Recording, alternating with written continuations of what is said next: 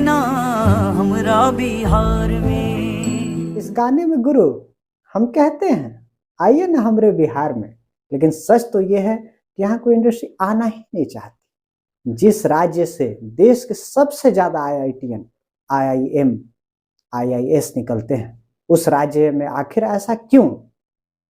हमने कुछ वजहों को टटोला तो कुछ बातें सामने आई, जैसे कि लंबे समय से बिहार के सीएम हैं नीतीश कुमार।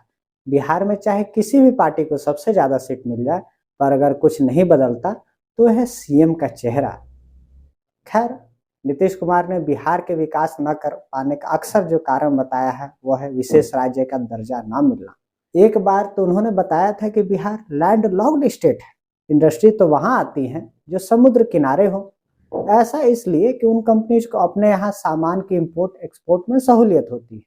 तो क्या वाकई में लैंड लॉक्ड होना ही इस राज्य के लिए भी शाप बन गया है? तो इसका जवाब है बिल्कुल नहीं। आप पंजाब, हरियाणा जैसे स्टेट्स को ही देख लीजिए, जो लैंड लॉक्ड होने के बाद भी इंडस्ट्रीज की फेवरेट है। वैसे तो इसमें कोई दो राय नहीं कि जिन स्टेट्स के पास पोर्ट्स होते हैं वहां इंडस्ट्रीज सी रूट का इस्तेमाल कर अपने सामान कम खर्चों में इंपोर्ट और एक्सपोर्ट कर सकते हैं। लेकिन गौर करने वाली एक बात यह भी है कि इंडस्ट्रीज के लिए कभी हॉट केक रही इस तरह की डेस्टिनेशंस अब बदल रही हैं। पंजाब, हरियाणा, राजस्थान जैसे राज्यों में सेमीकंडक्टर, आईटी जैसे 40,000 से भी ज्यादा फैक्ट्रियां हैं। फिर हमारा बिहार इस रेस में पीछे क्यों? एक समय था जब बिहार में बहुत सारी इंडस्ट्रीज हुआ करती थी। वैसे तो आज बिहार में ज्यादातर लोग खेती पर ही निर्भर हैं, पर ये खेती भी कोई पंजाब हरियाणा जैसी नहीं है। एक फैक्ट तो ये भी है कि भारत की आज़ादी के बाद जहां बाकी स्टेट्स अपने यहाँ इंडस्ट्री बुलाने की सोच रहे थे, वहीं बिहार और वेस्ट बंगाल भारत के इंडस्ट्रियल हब बन चुके थे। उस समय चूंकि झारखंड भी बिहार का ही हिस्सा था, ऐसे में बिहार में मिनरल्स की कमी तो थी नहीं, इसीलिए कंपनीज अपनी फैक्ट्रीज इन खदानों के पास ही लगाती थी, जिससे कि उनका काम आसान हो, पैसों की बचत। फिर 1952 में भारत के पहले प्रधानमंत्री नेहरू ने लाया फ्रेट इक्विलाइजेशन पॉलिसी, जिसमें माल ढोने वाले खर्च पर सब्सिडी दी जाने लगी। ऐसा करने से कंपनियों को रॉ मटेरियल्स वाले स्टेट्स में ही जाने की निर्भरता कम होने लगी। लेकिन इसका रिजल्ट ये हुआ कि बिहार में जो इंडस्ट्रीज पहले से स्टैब्लिश थी, वो सरकार की खराब पॉलिसी और कई दूसरे वजहों से बंद होती चली गई। एक और वजह की बात करें तो ज्यादातर किसानों के पास जमीन के छोटे छोटे ही टुकड़े हैं और फैक्ट्री लगाने के लिए एक बड़ा एरिया चाहिए, और ऐसे में कंपनियों को बड़े एरिया के लिए ज्यादा पैसे देने पड़ते। चलिए अब दूसरे मुद्दों पर बात करते हैं। एक समय था जब बिहार चीनी और चावल का बड़ा उत्पादक हुआ करता था, लेकिन इस राज्य के 3,000 में से 2,000 राइस मिलें बंद हो चुकी।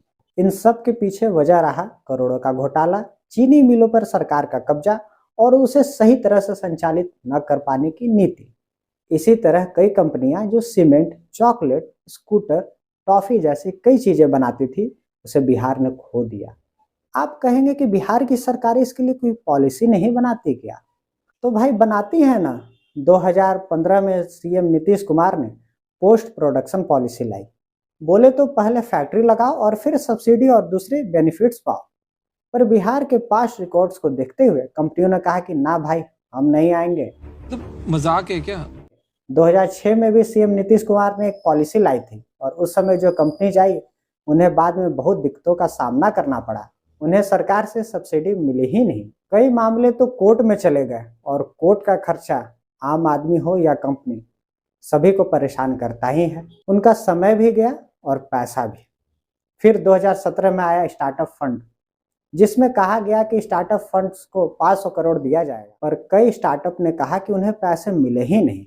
और सबसे बड़ा कारण जो बीते समय का रहा, वो था बिहार का जंगल राज और कास्टिज्म पॉलिटिक्स। बिहार ने वो दौर देखा जब विकास नहीं बल्कि जाति के आधार पर वोट दिए जाने लगे। मंडल कमंडल का असर यहाँ सबसे ज्यादा देखा गया। 90 का दशक ऐसा था कि आम आदमी तो छोड़िए, आईएएस अधिकारी को भी जान से मार दिया जाता था। हालात इतने खराब हो गए थे कि अंधेरा होते ही लालटेन की रोशनी में कुत्ते तक भौंकने से मना कर देते थे। भौंकते भी किसे? कोई आदमी या गाड़ी सड़कों पर दिखते ही नहीं थे। फिर भला कंपनीज ऐसे हालत में बिहार में रहकर क्या करती? खैर, आज ऐसा माहौल तो नहीं है, और आरजेडी और जदयू की सरकार उद्यम बिहार, समृद्ध Bihar campaign, entrepreneurship awards, innovation challenges जैसे कई प्रोग्राम्स चला रही है। साथ ही सीमेंट्स फैक्ट्री और इथेनॉल के प्लांट्स भी लगाए जा रहे हैं। लेकिन गवर्नमेंट के इन स्टेप्स से क्या बिहार में इंडस्ट्रीज का भरोसा बहाल हो पाएगा या कुछ और बड़े कदम उठाने पड़ेंगे? आप क्या सोचते हैं, हमें भी बताएं। धन्यवाद। खबरों से अपडेट रहने के लिए कवर अप को करें लाइक, शेयर और सब्सक्राइब।